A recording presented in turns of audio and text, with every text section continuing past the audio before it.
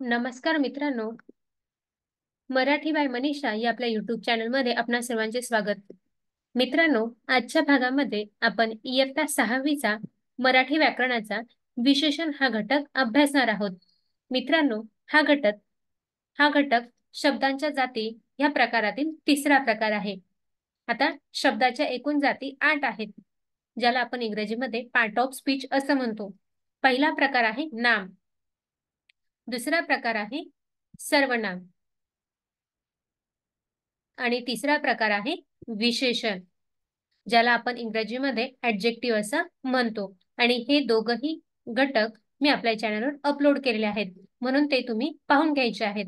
आणि आजच्या भागामध्ये आपण विशेषण म्हणजे काय आणि विशेषणाची काही उदाहरणं देखील समजून घेणार आहोत, म्हणजे तुम्हाला हा विशेषण हा घटक लक्षात येईल. त्याचबरोबर मित्रांनो, याच व्हिडिओमध्ये आपण विरामचिन्हांचा एक प्रकार देखील घेऊन आलेलो आहोत, म्हणून हा व्हिडिओ तुम्ही शेवटपर्यंत पाहायचा आहे, कारण हा घटक तुम्हाला परीक्षेच्या दृष्टीने अतिशय महत्त्वाचा आहे. म्हणून तो विरामचिन्हाचा कोणता प्रकार आपण पुढे अभ्यासणार आहोत, यासाठी हा व्हिडिओ तुम्ही शेवटपर्यंत पहा. आणि व्हिडिओ आवडला तर व्हिडिओला लाईक, शेअर, सबस्क्राईब करायला विसरायचं नाही. तर चला मित्रांनो, पाहूया विशेषण म्हणजे काय. त्याआधी आपण काही शब्द समजून घेणार आहोत. बघा, खालील शब्दसमूह वाचा. त्यामध्ये सुंदर फुले, गोड आंबा, उंच डोंगर, ताजे दूध, पिवळा झेंडू, 7 केळी, लांब नदी, अवखळ अवखळ मुले. आता या शब्दसमूहांमध्ये आपल्याला फुले, आंबा, डोंगर, दूध, झेंडू, केळी, नदी आणि मुले ह्या नामांबद्दल हे विशेषण आलेली आहेत. मग ती विशेषण कोणकोणती आहेत, तर सुंदर फुले. मग फूल हे काय आहे, नाम आहे, आणि ह्या नामाबद्दल सुंदर हे विशेषण आलेलं आहे, म्हणजे सुंदर हे काय झालं, या नामाचं विशेषण झालं. त्याचबरोबर आंबा कसा आहे, गोड आहे. त्याचबरोबर डोंगर कसे आहेत, उंच, ताजे, पिवळा, सात, लांब आणि अवखळ ही सगळे काय आहेत, या नामांची विशेषण आहेत.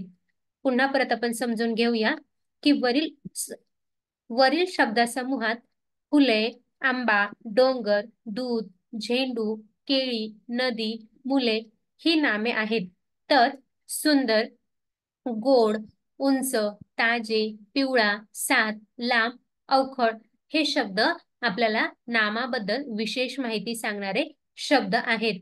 अशा शब्दांना आपण विशेषण असं म्हणायचं. एकूणच काय की नामाबद्दल विशेष माहिती सांगणाऱ्या शब्दाला काय म्हणायचं, आपण विशेषण असं म्हणायचं. आता ह्या विशेषणाची आपण शब्दशः व्याख्या पाहूया. विशेषण, ज्याला आपण इंग्रजीमध्ये ऍडजेक्टिव्ह म्हणतो, त्याची डेफिनेशन म्हणजे व्याख्या पाहूया. नामाबद्दल विशेष माहिती सांगणाऱ्या शब्दाला विशेषण असे म्हणतात. आता काही उदाहरणं पाहूया. उदाहरणार्थ, राम हुशार मुलगा आहे. दुसरं आहे, मला रंगीत पाटी हवी. तिसरं वाक्य, बिचारा ससा पळून गेला. आणि चौथं वाक्य, देवळात 3 घंटा आहेत. आता ह्या चारही वाक्यांमध्ये आपल्याला काय शोधायचं आहे, विशेषण शोधायचं आहे. मग ते विशेषण शोधण्याच्या आधी तुम्हाला नाम माहिती असणं गरजेचं आहे, कारण नामाबद्दलच विशेष माहिती सांगणारे हे शब्द काय असतात, विशेषण असतात. मग यामध्ये आपल्याला सगळ्यात आधी नाम शोधायचं. मग नाम कोणतं आहे ह्या वाक्यामध्ये, पहिल्या वाक्यामध्ये तर राम आहे, कारण राम हा काय आहे, मुलगा, म्हणजेच नाऊन आहे. मग रामाबद्दल विशेष माहिती सांगणारा शब्द कोणता आहे, तर हुशार आहे.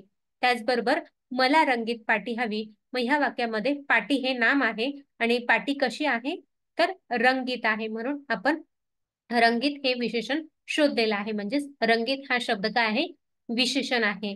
त्याचबरोबर बिचारा ससा पळून गेला. या वाक्यामध्ये ससा हे नाम आहे आणि बिचारा हे सशाबद्दल विशेष माहिती सांगणारा शब्द आहे. त्याचबरोबर देवळात 3 घंटा आहेत. मग घंटा हे काय आहे, नाम आहे. मग घंटा किती आहेत, तर 3 आहेत. तर मित्रांनो, ह्या चारही वाक्यांमध्ये हुशार, रंगीत, बिचारा आणि 3 हे शब्द आपल्याला नामाबद्दल विशेष माहिती सांगतात, म्हणून आपण त्यांना विशेषण असे म्हणायचे आहे.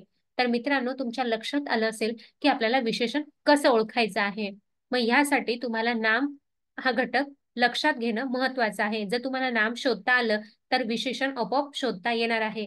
जरी तुम्हाला नाम लक्षात नाही आलं तरी वाक्याला काय काय किंवा कसा, खरं तर कसा हा शब्द विचारला म्हणजे तुम्हाला वाक्यामध्ये विशेषण सापडून जातो. आता ससा कसा आहे तर बिचारा आहे, म्हणजेच आपण ह्या वाक्याला काय कुठला प्रश्न विचारला, कसा हा शब्द म्हणजे कसा हा प्रश्न विचारला म्हणजे तुमच्या लक्षात येईल की कसा आहे ससा तर बिचारा आहे, म्हणजे आपल्याला उत्तर इथे मिळून गेलेलं आहे.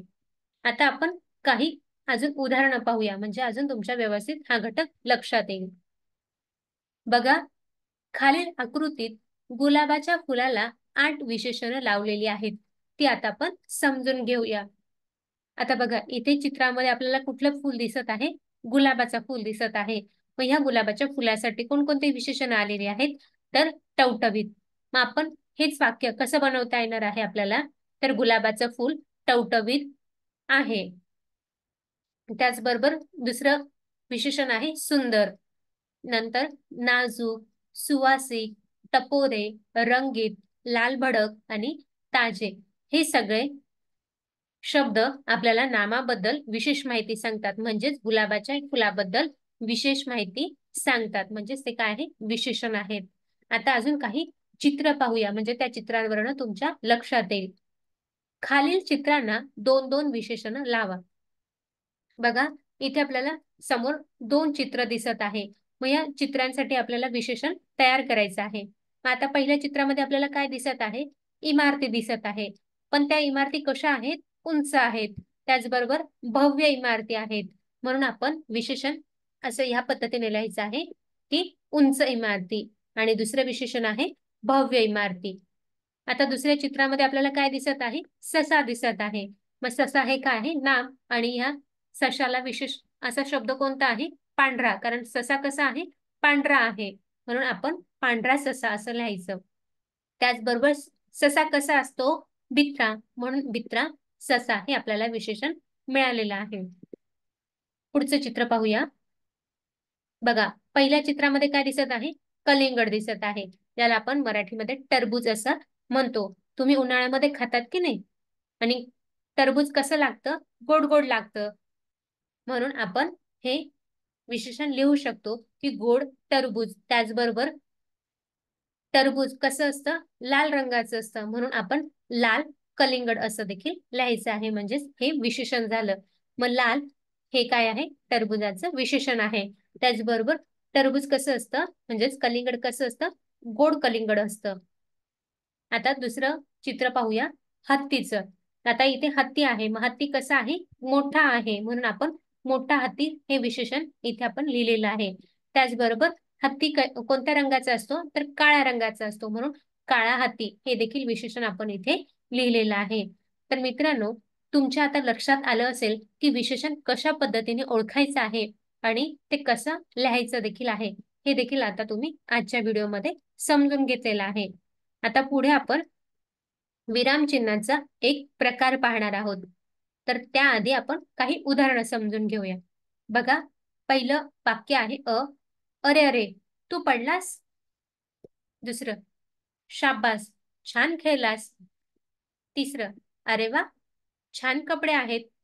आता ह्या तिघही वाक्यांमध्ये आपल्याला उद्गार दिसत आहे, म्हणजेच उद्गार आपल्या मनातल्या भावना आपण इथे काय केलेल्या आहे, या शब्दाद्वारे व्यक्त केलेल्या आहेत, आणि त्या शब्दाच्या शेजारी आपण हे चिन्ह दिलेलं आहे.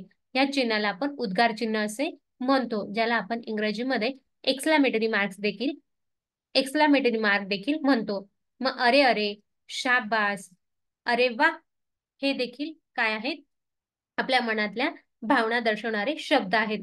म्हणजेच उत्कट भावना व्यक्त करताना ती दाखवणाऱ्या शब्दांच्या शेवटी हे चिन्ह म्हणजेच उद्गार चिन्ह असे चिन्ह देतात. या चिन्हास उद्गार चिन्ह असे म्हणतात.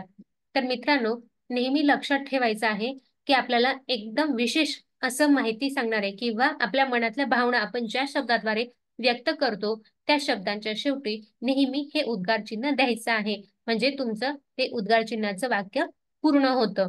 आणि परीक्षेमध्ये तुम्हाला प्रश्न देखील विचारला जातो की दिलेल्या वाक्यामध्ये उद्गार चिन्ह ओळखायचं आहे आणि उद्गार चिन्हाचा शब्द देखील ओळखायचा आहे आणि त्याला अंडरलाईन करायचं आहे.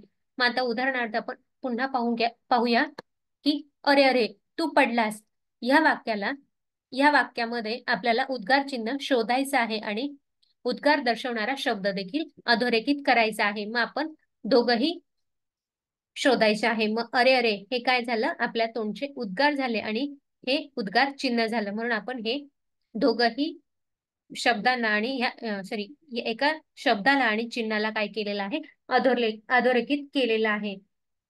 परीक्षेमध्ये ज्या पद्धतीने सूचना असतात त्या पद्धतीने आपल्याला त्या काय करायच्या आहेत, फॉलो करायच्या आहेत. आणि मित्रांनो, लवकरच मी उद्गार चिन्ह ह्या घटकावर पुन्हा परत नवीन व्हिडिओ घेऊन येणार आहे. आणि इथून मागे देखील मी इयत्ता 5वी ह्या टेक्स्ट सिरीज मध्ये हे विरामचिन्हांचे उदाहरणं देखील घेतलेले आहेत आणि ते देखील व्हिडिओ मी अतिशय सोप्या पद्धतीने बनवलेले आहेत. ते देखील तुम्ही पाहून घ्यायचे आहेत. आणि तुमचे जे कोणी लहान भाऊ बहीण असतील तर त्यांना इयत्ता 5वीचे हे व्हिडिओ देखील पाहून घ्यायला लावायचे आहेत, कारण ते देखील मी सोप्या पद्धतीने शिकवलेले आहेत. आणि जर तुम्हाला हे व्हिडिओ आवडले तर व्हिडिओला लाईक, शेअर आणि सबस्क्राईब करायला विसरायचं नाही. तर मित्रांनो, आजच्या भागामध्ये आपण विशेषण म्हणजे काय, त्याचबरोबर विशेषणाची काही उदाहरणं देखील पाहिलेले आहेत आणि विरामचिन्हाचा एक घटक म्हणजेच एक प्रकार उद्गार चिन्ह हे देखील आपण समजून घेतलेलं आहे. आणि आजचा हा व्हिडिओ तुम्हाला आवडला असेल तर आपल्या व्हिडिओला नक्कीच लाईक करा.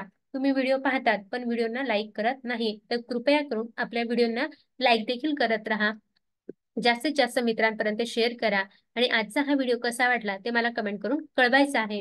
आणि अजून आपल्या चॅनल सबस्क्राईब केलं नसेल तर चॅनलला सबस्क्राईब करून हे घंटीचा आयकॉन देखील प्रेस करायचा आहे आणि आपल्या चॅनलला सपोर्ट देखील करायचा आहे.